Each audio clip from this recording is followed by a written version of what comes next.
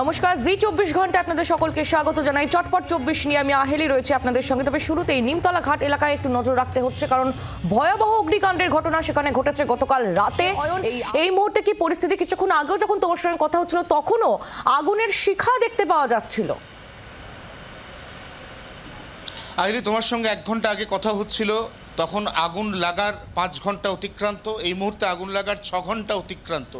এখনও পর্যন্ত সেই আগুন দাউ দাউ করে জ্বলছে। কোনো পয়েন্টে, কোনো পকেটে আগুন লাগার ব্যাপ্তি কতটা আমরা একটি ছাদ থেকে, উঁচু এলাকা থেকে দেখানোর চেষ্টা করছি তোমার মাধ্যমে জি 24 ঘন্টার দর্শকদের।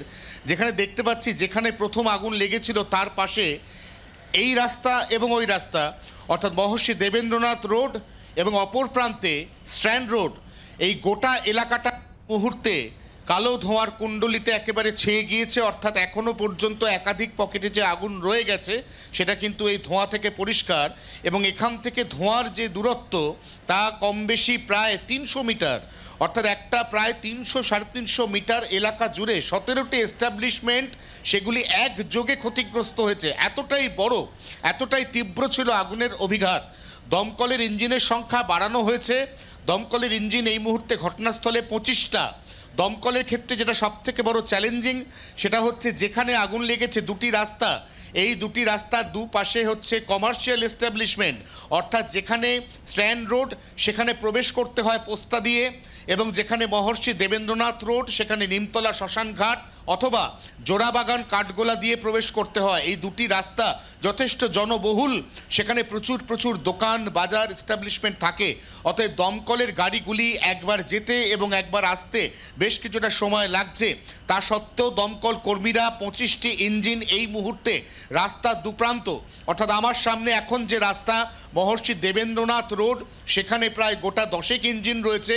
এবং এই রাস্তার অপর প্রান্ত, যে এই মুহূর্তে কালো ধোঁয়ায় দেখানো সম্ভব হচ্ছে না, কিন্তু আগুনের ব্যাপ্তি বা আগুনের ব্যাপকতা যে অবধি পৌঁছেছে রাস্তার অপর প্রান্ত স্ট্র্যান্ড রোড, সেখানেও কিন্তু আরও প্রায় গোটা 10 থেকে 15টা ইঞ্জিন রয়েছে বলে এখনও পর্যন্ত দমকল সূত্র জানাচ্ছে। আমরা দেখতে পাচ্ছি সামনে একটি প্লাইউডের গুদাম, সেই গুদামের ওপরের একটি বাড়ি, সেই বাড়ি ভস্মীভূত। গুদামের ভেতর থেকে এখনও পর্যন্ত গলগল করে ধোঁয়া বেরোচ্ছে। অর্থাৎ দমকল কর্মীরা রাত 1:30টায় লাগা আগুন, যারা ফায়ার ফাইটিং শুরু করেছেন আনুমানিক রাত 2টো থেকে 2:15 নাগাদ, ঘড়ির কাঁটায় যখন সকাল 8:30 বেজে গিয়েছে তখনও কিন্তু সম্পূর্ণভাবে আগুনের ওপর নিয়ন্ত্রণ পাওয়া যায়নি। এখনও পর্যন্ত আগুন জ্বলছে।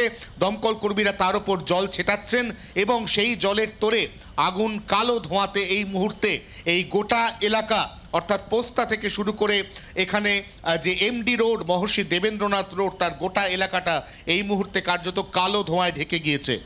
একেবারেই অরুণ, তোমার মাধ্যমে সেই ছবি আমরা দেখতে পাচ্ছি। কার্যত দৃশ্যমান হচ্ছে না কিছু, এতটাই ধোঁয়ার ব্যাপকতা রয়েছে সেখানে। এবং এখনো পর্যন্ত আগুন যে জ্বলছে তার প্রমাণই হচ্ছে এই কালো ধোঁয়া।